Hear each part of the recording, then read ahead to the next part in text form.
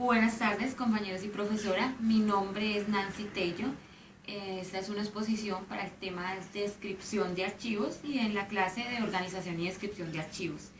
Quiero iniciar con la introducción sobre qué es la descripción archivística y las finalidades de la descripción.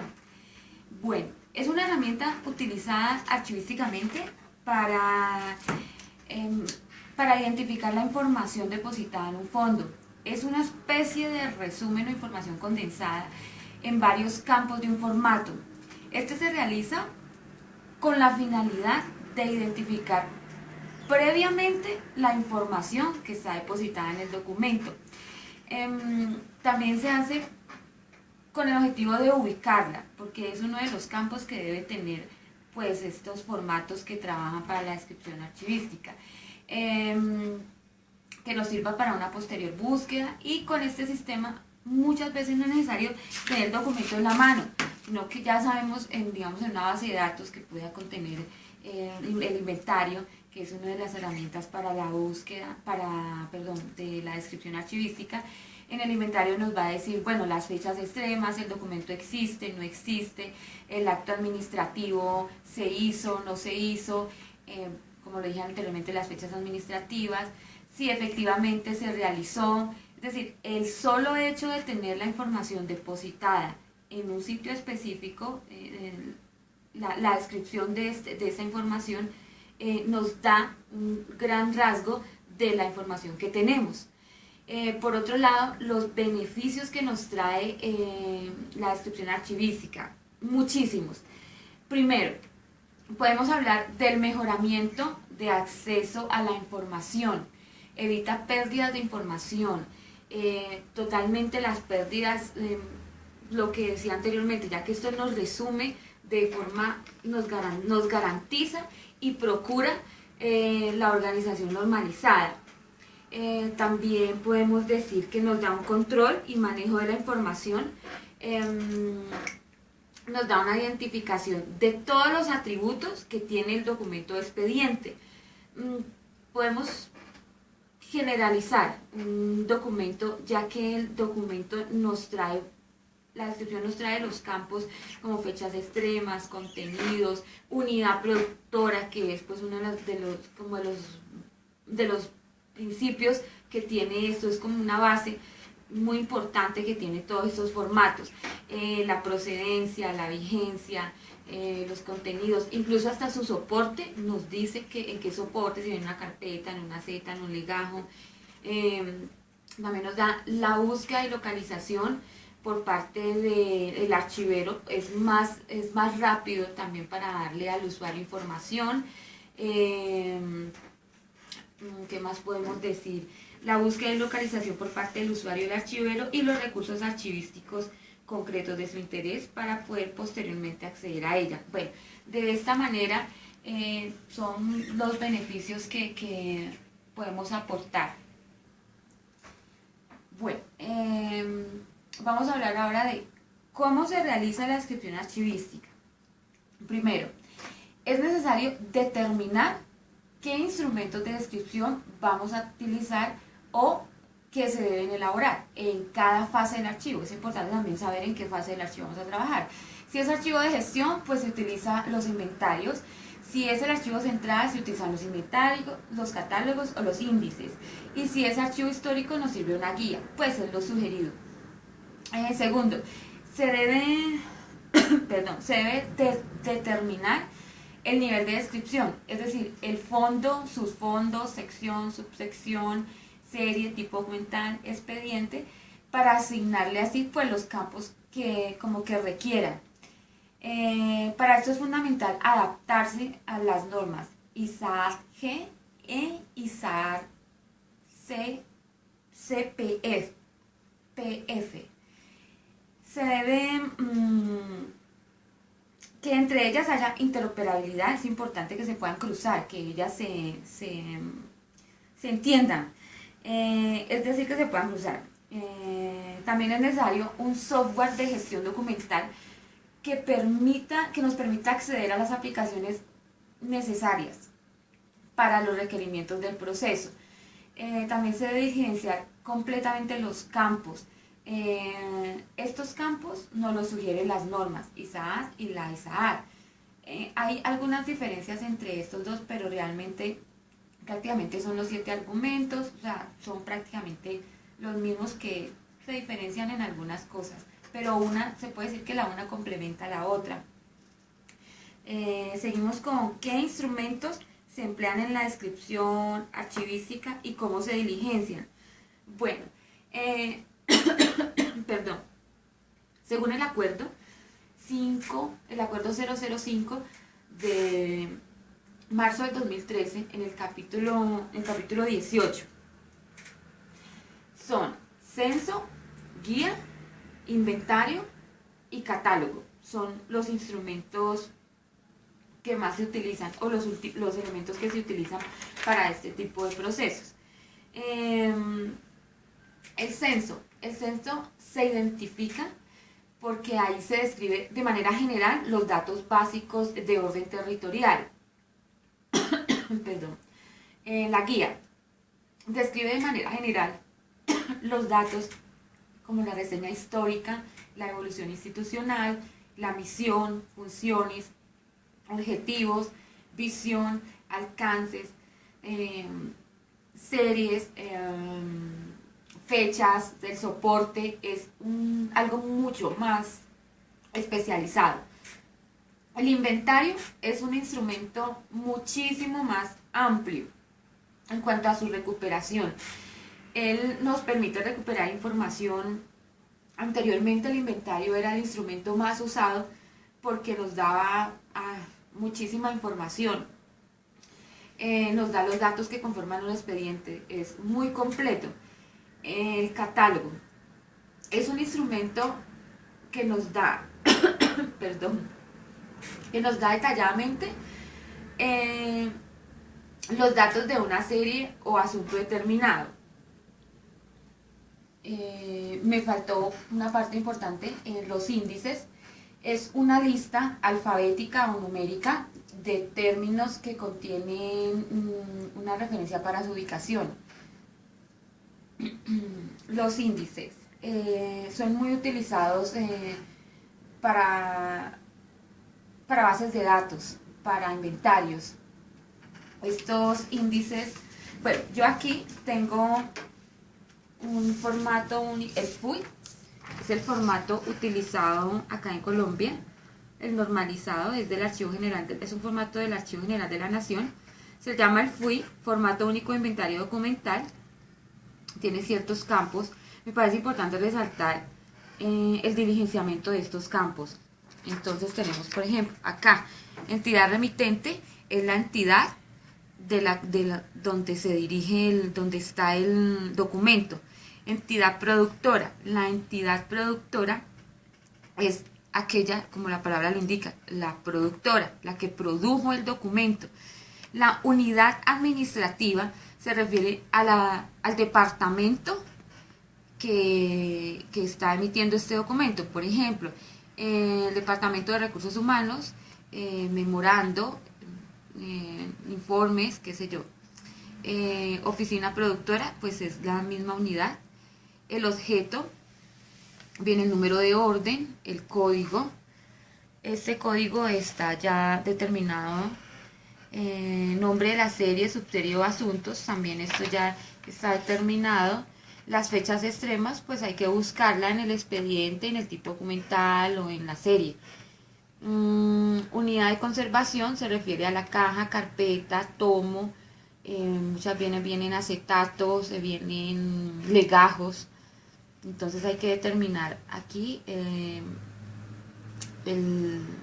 soporte en el que está guardado el documento o el expediente o la serie. El número de folios, esto se debe, ya el expediente organizado y bueno, con su debido proceso ya debe estar foliado y entonces se coloca, no, tiene un folio o 300 folios, dependiendo pues la cantidad que tenga. El soporte, frecuencia de consulta, si esta consulta es alta, baja, digamos es cada 15 días, nunca se ha consultado, no se ha consultado en meses, en años. Y notas son las observaciones que le puede hacer el archivista. Este formato, como todos los formatos, se les puede hacer cambios. O sea, este es el sugerido por el Archivo General de la Nación. Pero si nosotros necesitamos otro campo, lo podemos añadir. Podemos añadir otro campo que consideremos pues necesario para la identificación total del documento. Ya más abajo viene el elaborado por, cargo, firma, lugar, entregado, esto a quién se le entrega, quién lo elabora y quién lo recibe. Es importante, todo viene con su cargo, con su firma, y también es importante las fechas en las que se recibe en la que se hace cada cosa, ¿no?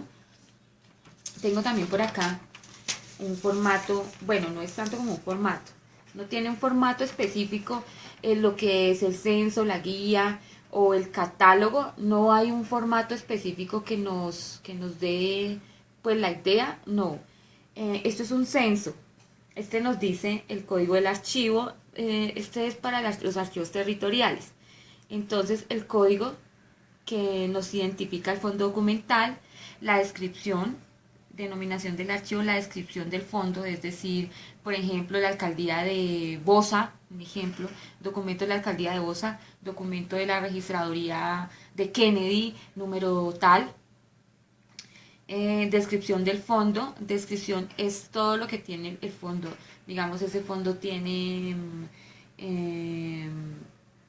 actas de no sé qué, memorandos, correspondencia, dirección del archivo, donde está la dirección donde se encuentra ubicado exactamente el fondo, el municipio donde está ubicado también el fondo, el departamento de ubicación del fondo, la entidad de la que depende. Es decir, por ejemplo, si es una registraduría, pues depende de la Registraduría Nacional del Estado. Fecha de fundación, pues la fecha en la que fue fundada esa registraduría, el horario de servicios, el tipo de acceso, cómo se accede a este fondo y el tipo de archivo, si son archivos históricos o en qué formato. Bueno, toda esa información se debe depositar. Este es como un formativo que encontré para dar una muestra, una mejor muestra de lo que se puede hacer con el censo. Este también es tomado del Archivo General de la Nación.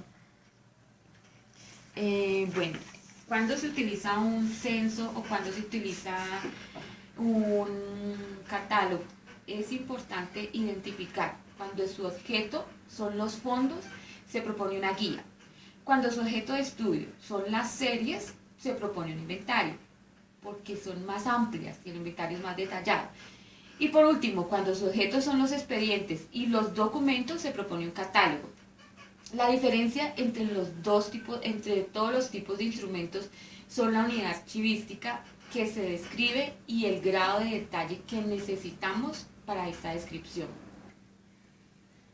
Bueno, tenemos cuál es la estructura o los campos que deben contener estos instrumentos que se emplean en la descripción archivística.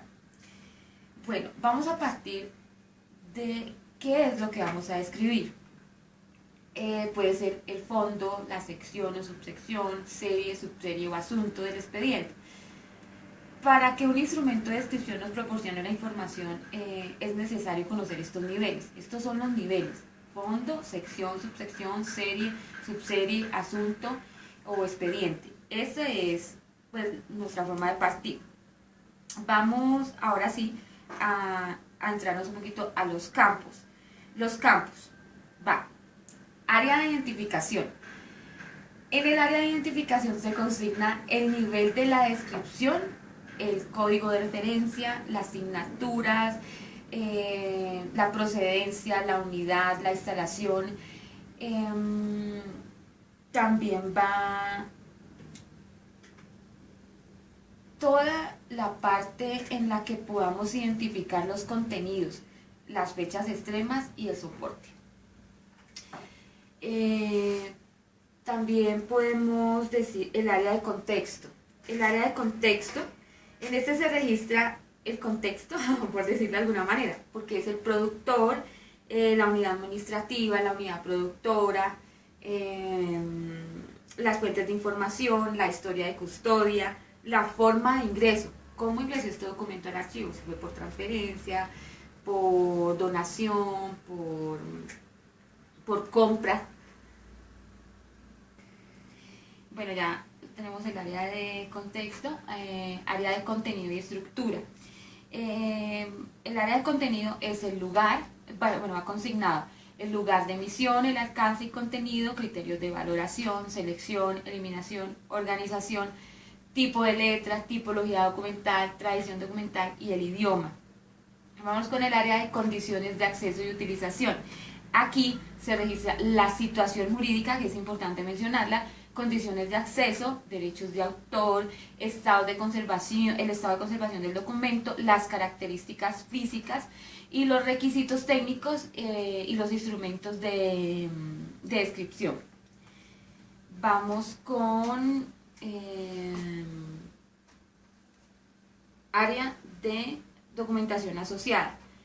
Esta área se difunde, en esta área se difunde la ubicación de la documentación original, la asistencia de las reproducciones, si las hay, si sacaron otras, dónde están esas reproducciones y dónde está la original.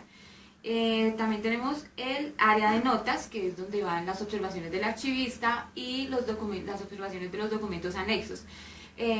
Los descriptores y funciones de relación, que va los índices y la relación, todo lo que nos une a estos descriptores.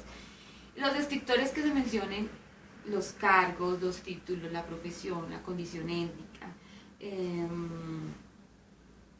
¿qué más podemos decir? Aparte de, tiene que tener la identificación geográfica, el tipo de documento, la entidad, tema, asunto y también anexos. Tenemos también el área de control de la descripción, que en esta parte va la observación del archivero, la normatividad utilizada y las fechas de descripción, que es la última parte.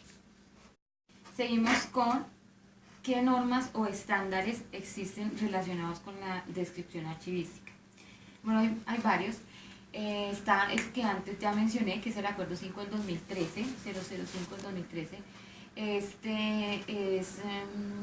Nos habla de la obligación de las entidades de la administración pública de elaborar inventarios de los documentos que se producen en ejercicio de sus funciones o en ejercicio de su clase.